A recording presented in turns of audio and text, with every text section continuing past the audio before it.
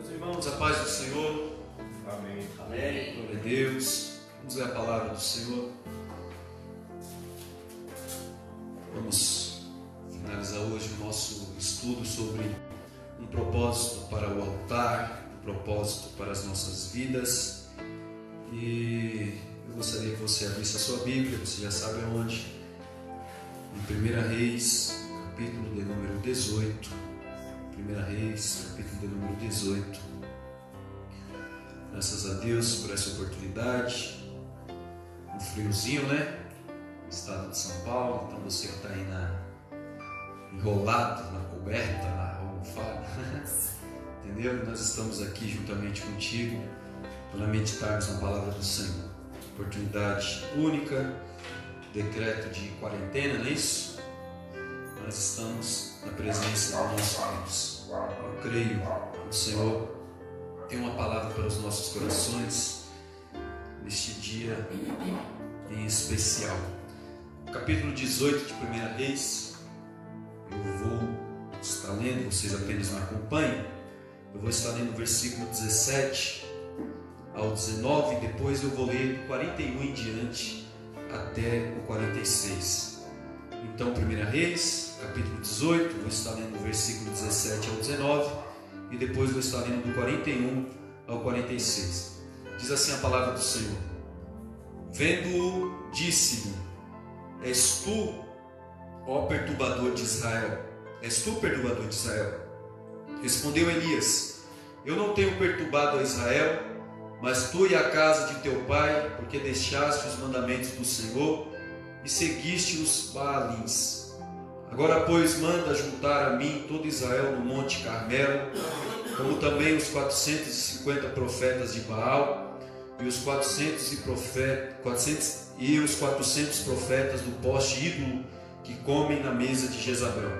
Versículo 41.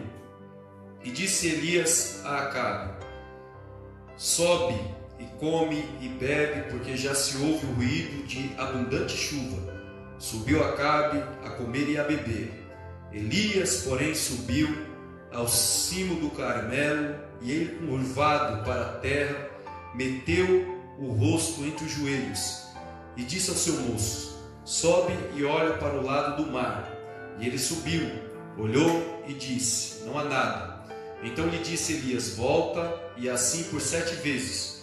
A 7ª vez disse: Eis que se levanta do mar uma nuvem pequena, como a palma da mão de um homem. Então disse ele: Sobe e diz a Acabe: Aparelha o teu carro e desce, para que a chuva não te detenha. Dentro em pouco os céus se enegreceram com as nuvens e vento, e caiu grande chuva. Acabe subiu ao carro e foi para Jezreel. A mão do Senhor veio sobre Elias, o qual cingiu os lombos e correu adiante, ou seja, à frente, até a entrada de Jezreel. Amém? Amém. Glória a Deus. Vocês que estão comigo aqui, pode se sentar. Você que está na sua casa, deixa a sua Bíblia aberta, tá bom? Preste bastante atenção. Não se desfoque de maneira nenhuma de aprender e de meditar na palavra de Deus juntamente comigo, tá bom? Entenda o lugar que você está. É muito mais fácil você perder a sua atenção do que aqui onde nós estamos. Se aqui já pode acontecer, imagina aí, tá bom? Mas vocês sabem que nós estamos vindo já de uma sequência de terças-feiras falando sobre um propósito para o altar. Temos, através do Espírito Santo, meditado constantemente nesse assunto, meditado constantemente nessa palavra, e aos poucos nós temos construído juntos alguns direcionamentos da parte de Deus. Só para nós lembrarmos da terça-feira passada, na terça-feira passada nós tratamos de um assunto bastante relevante, que foi sobre a questão que Elias, ele manda eliminar, matar todos os profetas de Baal. E nós abordamos um tema bastante importante, que foi a questão de nós eliminarmos algumas coisas na nossa vida. Algumas coisas não trata-se de libertação, não trata-se de abrir mão, Algumas coisas tratam-se exatamente de eliminar, de ser extinta nas nossas vidas, de não fazer mais parte da nossa vida. Se essas coisas continuar sendo mantidas nas nossas vidas, nós teremos declínios espirituais, não avançaremos na nossa vida espiritual. Nós também abordamos um tema na terça-feira passada, que foi a oração de Elias, no versículo 37, quando ele diz assim: Senhor, faz o coração deste povo tornar atrás. Então nós também meditamos aqui que só há arrependimento, só há retorno à presença de Deus através da graça, através da ação poderosa do Espírito Santo, que faz com que o nosso coração retorne, com que o nosso coração esteja voltado para o nosso Deus. E dentro desses pontos, irmãos, da edificação do altar, dentro deste concerto do propósito para o altar, que nós temos falado que é um propósito para a nossa vida, eu gostaria que você lembrasse disso, e aos que não puderam estar conosco, tenham isso no seu coração. Um propósito para o altar, esse ensinamento que nós já estamos aqui há o quê? Já é a quarta e a quinta. Há quatro terças-feiras tratando disso, é que isso é individual, isso é para cada um, isso não é para a família em si, isso é para o nosso relacionamento diário, íntimo com Deus, é para cada um. E o porquê disso? Porque não adianta minha mulher ter vida com Deus e eu não ter vida com Deus, não adianta os meus filhos ter vida com Deus e eu não ter vida com Deus. Então a minha vida será desmantelada. O propósito para o altar é eu olhar para mim, é eu ter uma visão introspectiva, é eu olhar para dentro de mim e passar a tratar, a cuidar da minha vida espiritual. É por isso que o culto em si, ele é racional. Na verdade, você está aí na sua casa, você está aí, acredito eu, com seu esposo do lado, ou vice-versa, com seus filhos assistindo o culto. Mas na verdade o culto ele é racional, porque Deus ministra a sua palavra em cada coração, em cada vida. Cada um recebe de uma maneira, de uma forma. Isso é lindo demais, porque o pastor, o pregador, ele é um só, mas a palavra trabalha de multiformes em cada coração e de maneira diferenciada. Ou seja, Deus fala de maneira diferenciada. E dentro desse aspecto, nós sabemos que Elias ele traz o povo para o concerto do altar que estava quebrado, mas na verdade Deus estava ministrando ao coração individual daquele povo. E o que Deus estava dizendo para aquele povo? Que cada um deles havia se distanciado da presença de Deus e que era necessário eles aprender novamente como que se edificava o altar, como que se posicionava as pedras, como que se repartia o cordeiro, como se organizava a lenha. Glória a Deus. E aí nós tivemos aqui, numa dessas terças-feiras, que foi maravilhoso também, a difusão do fogo, porque o sacerdote colocava o fogo, mas dessa vez foi Deus que derramou o fogo. Nós batemos muito nessa tecla aqui, não é? E uma vez que este fogo foi aceso, Deus elimina os profetas de Baal. E aqui fica uma dica para nós nos lembrarmos disso na última terça-feira, que certas coisas da nossa vida elas só são eliminadas se houver fogo de Deus verdadeiro na nossa vida. É por isso que nós vivemos lutando, batalhando para eliminar certas coisas da nossa vida, que nós nunca vamos conseguir se não vier a resposta do alto, o fogo verdadeiro que vem do céu. Glória a Deus.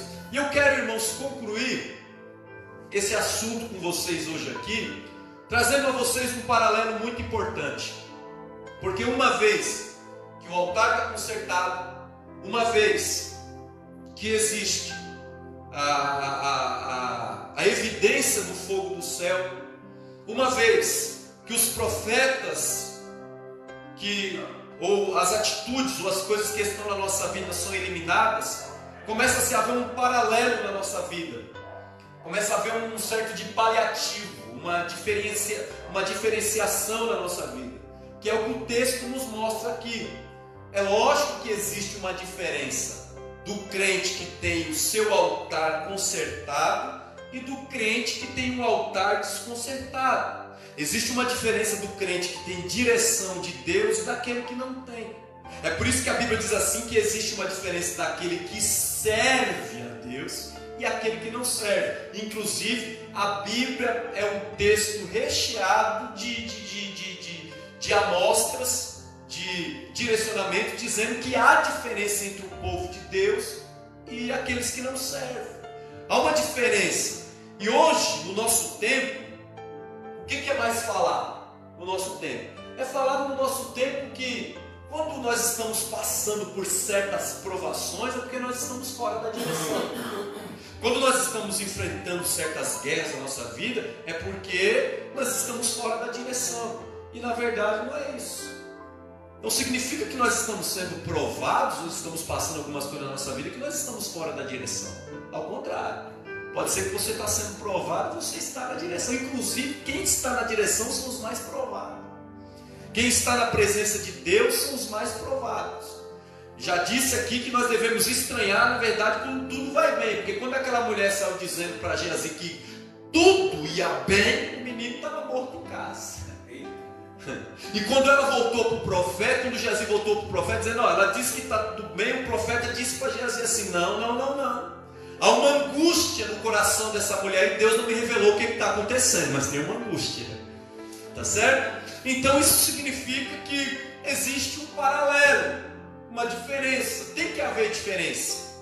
Há um tempo, irmãos, eu preguei há muitos anos atrás no congresso, eu não sei, essa onda aqui no Brasil acabou, mas eu não sei se os irmãos se lembram de uma expressão usada como ecumenismo.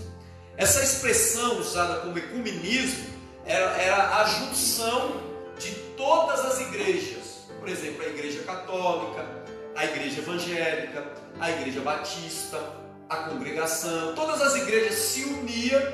E qual que era a ideia? Isso aí, graças a Deus, acabou. Qual que era a ideia? A ideia que trazia o ecumenismo era como se todas as igrejas, ou se todos, fossem considerados cristãos. Houve uma expressão do Papa, quando ele se referia ao Brasil, que ele dizia assim que a maioria aqui no Brasil são católicos, por causa dessa expressão do ecumenismo. Ele quis dizer que todo mundo era considerado católico, cristão, mas há uma diferença. O Papa se enganou aí, que há uma diferença.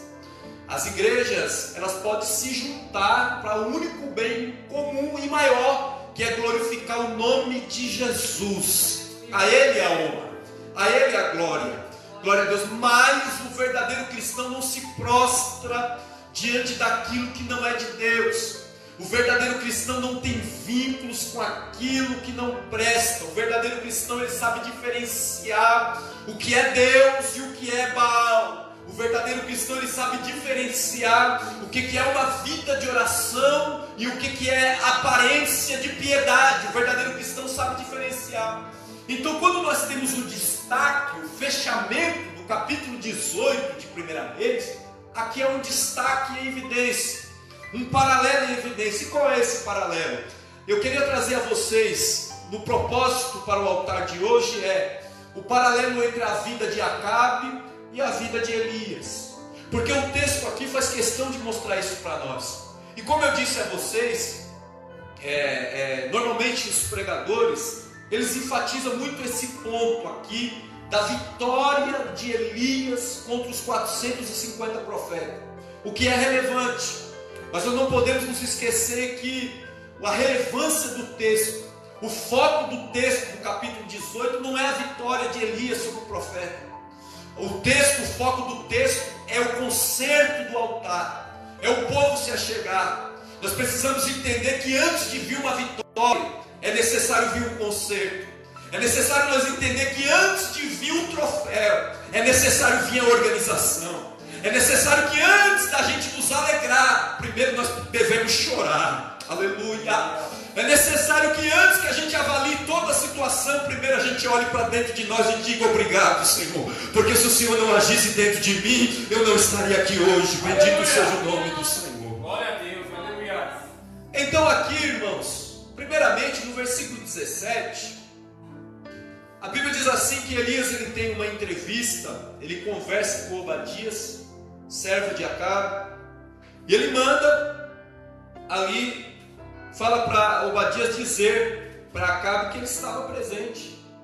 E Obadias tem aquela conversa, dizendo, o Senhor e tal, e eu tenho protegido, e Elias diz, vai lá, chama ele que eu estou aqui. Quando Acabe vem, a Bíblia nos diz assim que ele se refere a Elias dessa maneira: és tu, perturbador de Israel?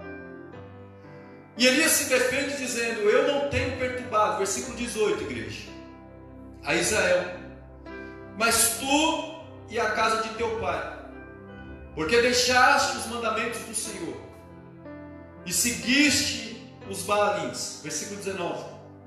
Agora, pois, manda juntar a mim todo Israel no Monte Carmelo, como também os 450 profetas de Baal e os 400 profetas de Assera. Perceba que Acabe, ele tinha uma visão de Elias, ele tinha uma concepção do profeta Elias como um perturbador. És tu, perturbador de Israel. E por que essa concepção?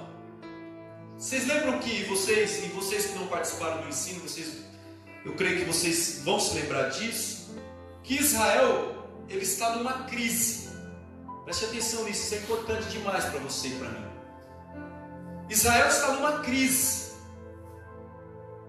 de imoralidade, de prostituição, abandono da fé. Israel está numa crise espiritual, uma degradação fora do comum. Eu preciso que vocês entendam isso, olha só. A parte econômica de Israel estava perfeita.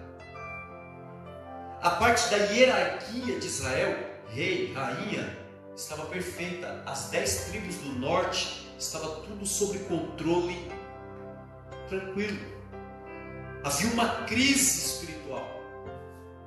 E quando há uma crise espiritual na nossa vida e tudo está perfeito, ou seja, nós devemos perceber, analisar que há uma ausência da presença de Deus no meio de nós. Isso não significa que, pastor, quer dizer que se tudo na minha vida estiver bem economicamente, Deus não está no meio? Não tem nada a ver. É que esse também é um mecanismo, é uma ferramenta que o inimigo utiliza para que a gente ache que tudo está bem com Deus. E Deus não habita no meio da desobediência. Deus não habita no meio da falsa prosperidade. Deus não habita na falsa ideia de que tudo realmente está perfeito. Irmãos, a nossa vida não é coordenada pelas coisas daqui. A nossa vida é coordenada pelas coisas do céu. O que determina o que acontece na minha vida não é as tendências do mundo, é a presença de Deus, é a direção do Espírito Santo. Perceba na Bíblia que as maiores crises de Israel, até em cativeiro, Deus levantava os profetas em revelação, em profecia, dizendo que ia vir um juízo, que ia vir a mão de Deus. Então Israel está tudo perfeito. Acabe, a liderança de Israel, a liderança, está adorando a outro Deus, ao Deus do trovão, ao Deus da tempestade, ao Deus representado como aquele que envia a chuva. Ou seja, as plantações e as vinhas de Israel estão perfeitas. Já não é o Deus do céu aquele que abençoa a terra. Já não é o Deus do céu aquele que abençoa a terra para produzir o seu fruto. Toda adoração está direcionada para Baal. Então, quando isso acontece, nós temos a ideia que essa bênção é de Deus, porque nós achamos que o diabo também não abençoa.